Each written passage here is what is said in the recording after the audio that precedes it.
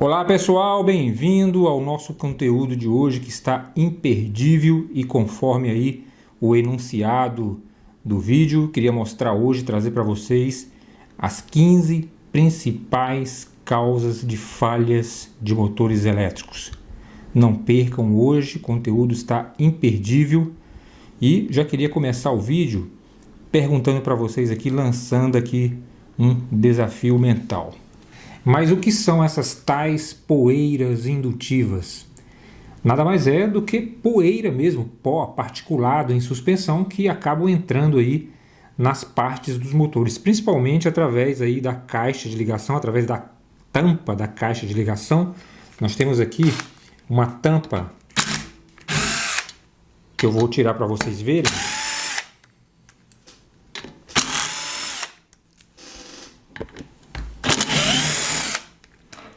Conforme vocês podem observar, a gente tem aqui guarnições, né, que são borrachas de vedação que impedem a entrada de umidade e pó para o interior do motor. A gente tem aqui um acesso que vai direto aqui no estator, né, do motor. E essas poeiras que contêm silício em sua composição, quando associada com umidade, com água, por exemplo, água de chuva, elas formam uma pasta altamente condutora de eletricidade, favorecendo curtos-circuitos e fugas de corrente aí à carcaça do motor que estão aterradas, propiciando inclusive os desarmes involuntários aí dos trips. Involuntários não, na verdade o cara está fazendo apenas a função para o qual foi projetado. Toda vez que um disjuntor desarma, eu não diria que ele desarma involuntariamente. Pode procurar que você tem coisa aí. Se ele está desarmando é porque algo está acontecendo. Nesse caso aqui, ele entra em trip porque realmente detectou uma fuga de corrente à massa aí e ele enxerga isso como um curto-circuito franco. A gente tem aqui dois motores de indução trifásicos, ambos de 1 cavalo, sendo que esse aqui é um dos últimos lançamentos aí, um motor extremamente moderno e compacto em relação a este motor aqui, que é da década de 1960. Basicamente, o dobro do tamanho e do peso e com uma eficiência energética lá embaixo. Outra coisa importantíssima que eu queria dizer para vocês é que a maioria desses problemas elétricos que a gente mencionou aqui nessa abordagem podem ser identificados numa inspeção através de um alicate amperimétrico como esse aqui. É possível saber, por exemplo, fazer um diagnóstico para saber quando o motor está queimado através desses fios aqui, né, dessas conexões. É possível saber quando o motor está queimado, né, ou seja, quando rompeu a isolação do verniz. Nós também vamos aprender ao longo desse curso que também é possível com esse instrumento aqui, que é um alicate amperimétrico True RMS, fazer uma série de diagnósticos e análises simples que só seria possível aqui com instrumentos altamente sofisticados. Tá? A gente vai aprender algumas técnicas aqui, por exemplo, saber quando o motor está desbalanceado, quando você tem assimetria modular ali, que é um grande fator de risco para o motor, e também quando o motor está com fuga de corrente à carcaça, fazendo com que os disjuntores entrem em trip constantemente. Isso persistindo acaba queimando o motor e quebrando ali a isolação do motor. É possível também saber com esse instrumento quando o motor está com o circuito aberto, né? Ou quando está em curto, entre uma fase e outra, ou entre uma fase e a carcaça do motor.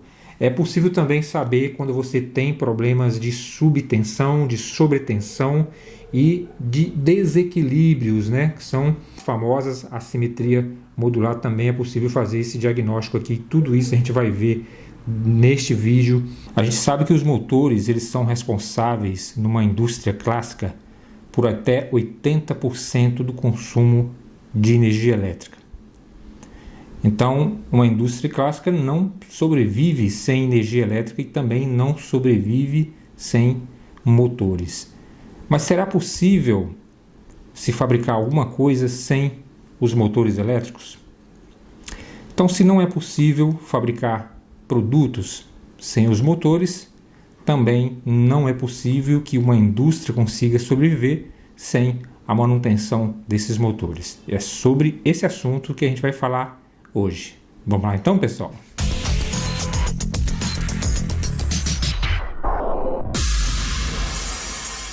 Pessoal, já queria começar dizendo para vocês que esses motores de indução trifásicos, esses motores industriais, sejam monofásicos ou trifásicos, eles não foram projetados para queimarem de uma hora para outra, ou de um dia para outro, ou de um mês para outro, ou de um ano para outro que seja.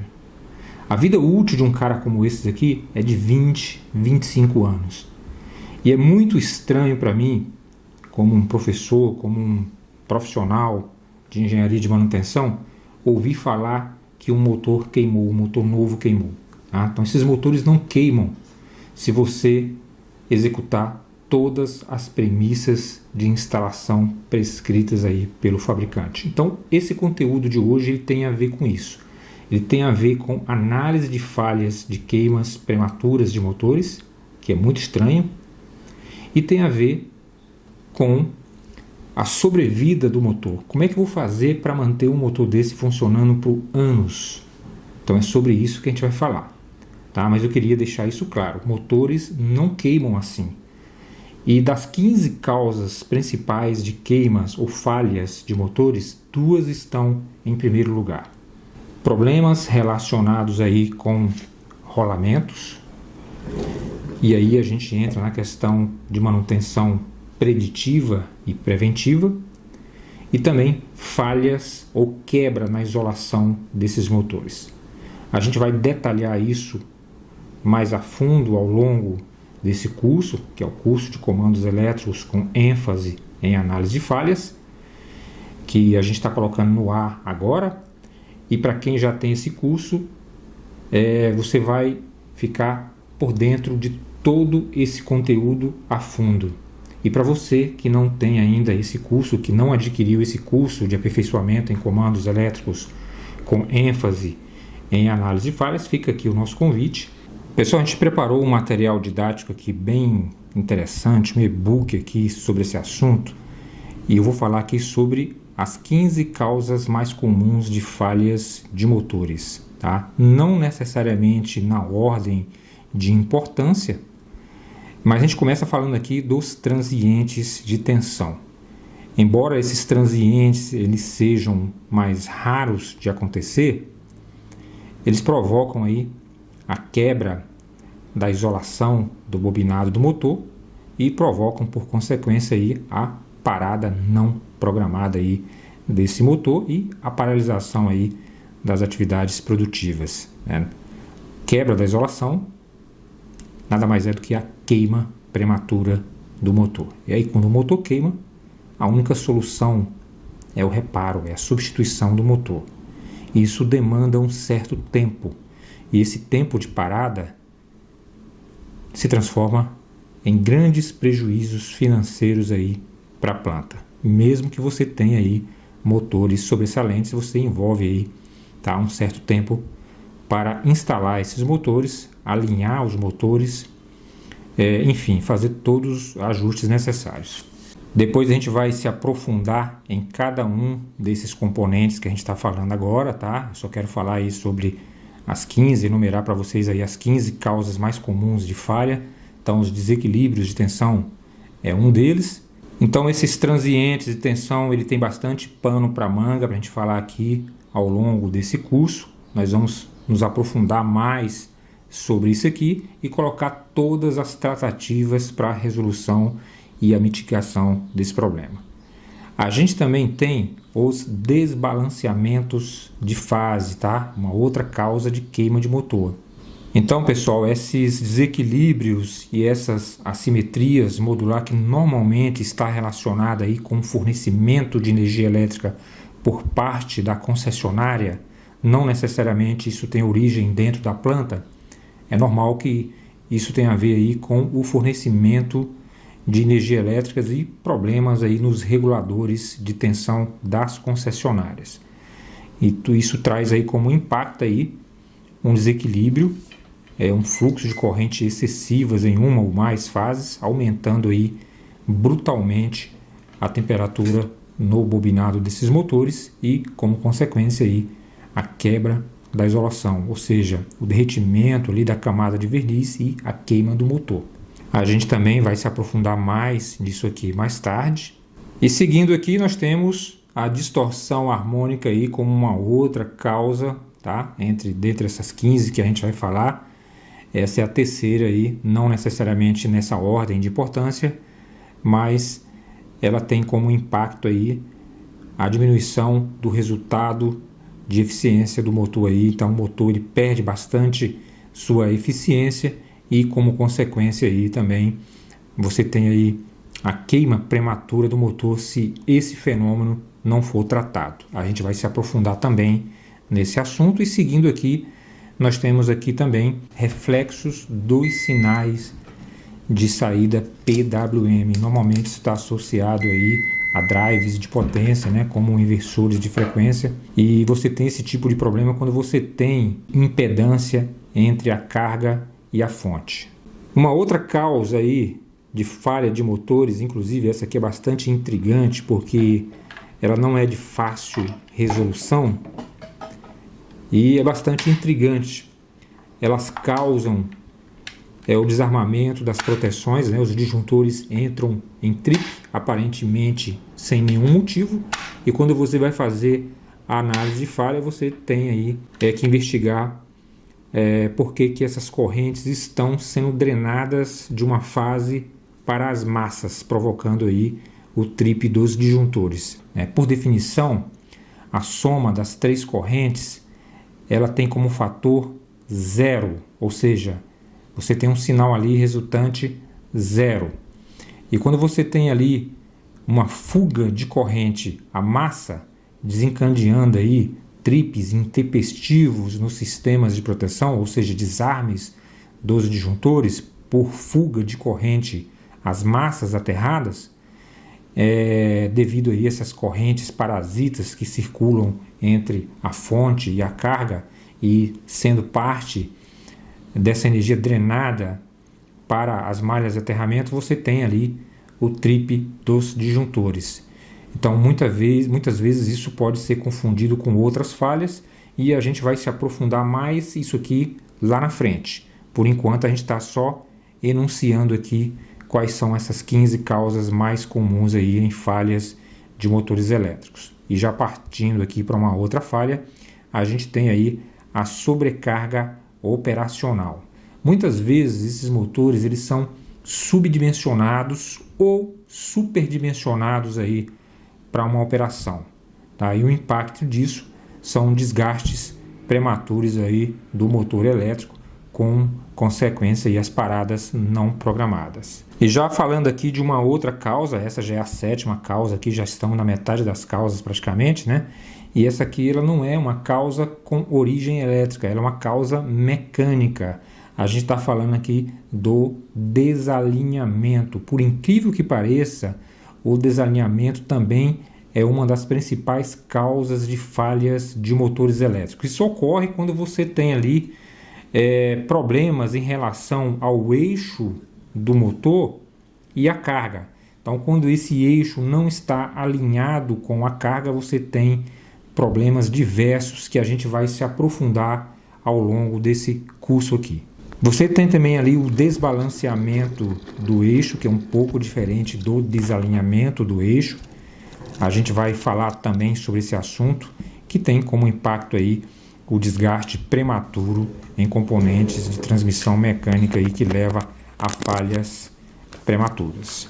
A gente também tem folga nos eixos, é um componente mecânico que também pode ser evitado com simples manutenções preditivas e preventivas, que é foco desse bate-papo e desse treinamento também. E como décima causa aí, a gente tem aí os desgastes dos rolamentos. A gente está falando aqui de décima causa, mas não é a décima causa na ordem de importância. Inclusive isso aqui está entre as 15 mais importantes, eu diria que é a segunda mais importante causa de quebra de motores aí elétricos aí, tá? Desgastes nos rolamentos que podem ser percebidos de forma tranquila através de inspeções sensitivas e também de inspeções preditivas. Isso aí é fácil de ser percebido aí com analisadores, né, de vibração. E seguindo aqui, pessoal, com as nossas 15 causas mais comuns em falhas de motores elétricos, não apenas falhas elétricas, mas como a gente pode perceber aqui, a maioria, por incrível que pareça, são falhas mecânicas que podem ser mitigadas ou simplesmente eliminadas com simples ações preditivas e preventivas. E a gente fala agora da 11ª causa, que é denominada aí de pé suave, né? Que é uma dificuldade que você tem ali no assentamento do motor na sua base. A gente vai se aprofundar nesse assunto aí para quem já adquiriu o curso de comandos elétricos. Se você já adquiriu o nosso curso de comandos elétricos, isso aqui vai de duas maneiras. Ele vai em vídeo, nesse vídeo aqui, e vai também no e-book, tá? Só que vai o vídeo na sua íntegra. Por enquanto a gente está fazendo apenas a abordagem desse tema para que você saiba aí e conheça quais são as 15 causas mais comuns de falhas em motores elétricos. E seguindo aqui, a gente tem também aí tubulações tensionadas. Isso aqui também é uma das causas aí principais de problemas mecânicos em relação aí a falhas de motores. A gente vai se aprofundar também nesse assunto e falar para vocês quais são as correções indicadas para esse tipo de fenômeno. Seguindo aqui, a gente tem aqui como 13ª causa a tensão no eixo. A gente vai se aprofundar em cada um desses componentes e também a gente tem partidas consecutivas. Pessoal, a gente está chegando aqui ao final dessa apresentação. Já falamos sobre 13 causas mais comuns em falhas de motores elétricos e nós vamos falar agora sobre as partidas consecutivas. O que é uma partida consecutiva? É quando você parte o motor 2, 3, 4 vezes numa sequência, não respeitando aí o intervalo de tempo, que é uma premissa prescrito aí pelo fabricante entre uma partida e outra. Por definição, você só deve partir o motor, seja de forma direta ou indireta, 2 vezes a frio e 1 vez a quente. Chama-se a quente a temperatura de regime do motor, de acordo aí com o seu regime, né? S1, S2, S3, a gente já falou disso lá atrás. Então, se você não tem ainda, não adquiriu o nosso curso de comandos elétricos com ênfase em análise de falhas, a gente já falou sobre o regime dos motores. Então, por definição, você só pode partir o motor de forma consecutiva 3 vezes em um curto intervalo de tempo, sendo 2 partidas a frio, que é quando o motor está com uma temperatura ambiente, né, ou um pouco mais que isso, e 1 partida a quente, que é quando o motor está com seu bobinado aí na sua temperatura de regime permanente. Essa informação você vai obter aí na placa de identificação do motor, tá ok? A gente vai se aprofundar mais sobre esse assunto. Por fim, pessoal, a gente chega aqui na 15ª causa mais comum aí de falhas de motores elétricos, que são as poeiras indutivas nas partes internas dos motores. Mas o que são essas tais poeiras indutivas? Nada mais é do que poeira mesmo, pó particulado em suspensão que acabam entrando aí nas partes dos motores, principalmente através aí da caixa de ligação, através da tampa da caixa de ligação. Nós temos aqui uma tampa que eu vou tirar para vocês verem.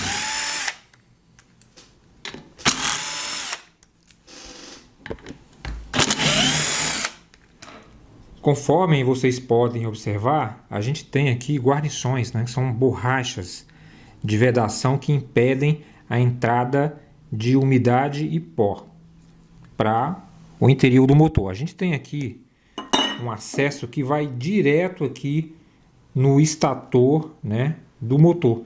E essas poeiras que contêm silício em sua composição, quando associada com umidade, com água, por exemplo, água de chuva, elas formam uma pasta altamente condutora de eletricidade, favorecendo curtos-circuitos e fugas de corrente aí à carcaça do motor que estão aterradas, propiciando inclusive os desarmes involuntários aí dos trips. Involuntários não, na verdade o cara está fazendo apenas a função para o qual foi projetado. Toda vez que um disjuntor desarma, eu não diria que ele desarma involuntariamente.